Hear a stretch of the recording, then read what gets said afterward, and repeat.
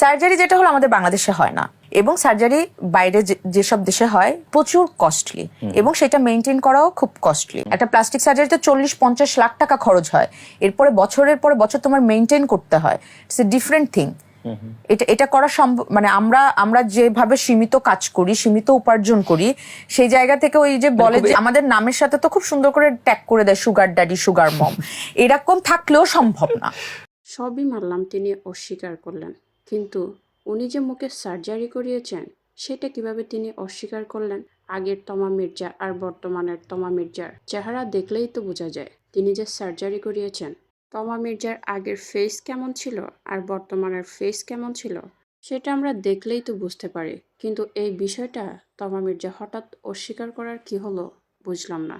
কয়েকদিন আগেও তিনি স্বীকার করেছিলেন তিনি তার ফেস সার্জারি করিয়েছেন, তার ফেসের সব কিছু তিনি বদলে ফেলেছেন সার্জারির মাধ্যমে। কিন্তু হঠাৎ কি এমন হলো যার কারণে তমা মির্জা এমন পল্টি নিল? তমা মির্জা নিজে অনেক শোতে গিয়ে স্বীকার করেছিলেন তিনি ফেসে সার্জারি করিয়েছেন। বাংলাদেশের অনেক নায়িকায় কেউ স্বীকার করেননি বলে সেটা নিয়েও কথা বলেন তমা মির্জা। তমা মির্জা বলেন, আমি একমাত্র নায়িকা যে কিনা অকপটে স্বীকার করেছি যে আমি সার্জারি করেছি। আর এটা তিনি না বললেও আমরা বুঝতে পারতাম, কারণ আগের তমা মির্জার ছবিও আমরা দেখেছি এবং বর্তমানের তমা মির্জার ছবিও আমরা দেখছি। তবে সত্যি কথা বলতে আগের তমা মির্জাকে দেখতে বেশি ভালো লাগতো। এখন তমা মির্জাকে দেখলে কেমন জানি মনে হয় ওই যে বারিশাহকের মতোই আর কি। বারিশাহক এবং তমা মির্জা এই দুজনের ফেস দেখলেই বোঝা যায় তারা নিজেদেরকে একেবারে বদলে ফেলেছেন, কিন্তু তমা মির্জা সেটা সব জায়গায় স্বীকার করেছেন, বারিশাহকও স্বীকার করেছেন, এবং তাদেরকে অনেকেই পছন্দ করেছেন প্লাস্টিক সার্জারি করার পরে। আবার অনেকেই বলেছেন যে দেখতে কেমন জানি মনে হয়।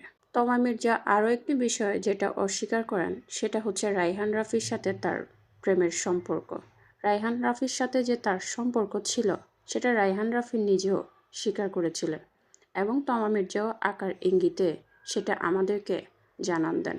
এমনকি তাদের বিয়ের কথাও হচ্ছিল, কিন্তু হঠাৎ কি এমন হলো তাদের দুজনের মধ্যে ব্রেকআপ হয়ে গেল, দুজন দুজনকে নিয়ে ভিন্ন রকম মন্তব্য করত। আসলে সেলিব্রিটিদের প্রেম বিয়ে এসব বোঝা মুশকিল।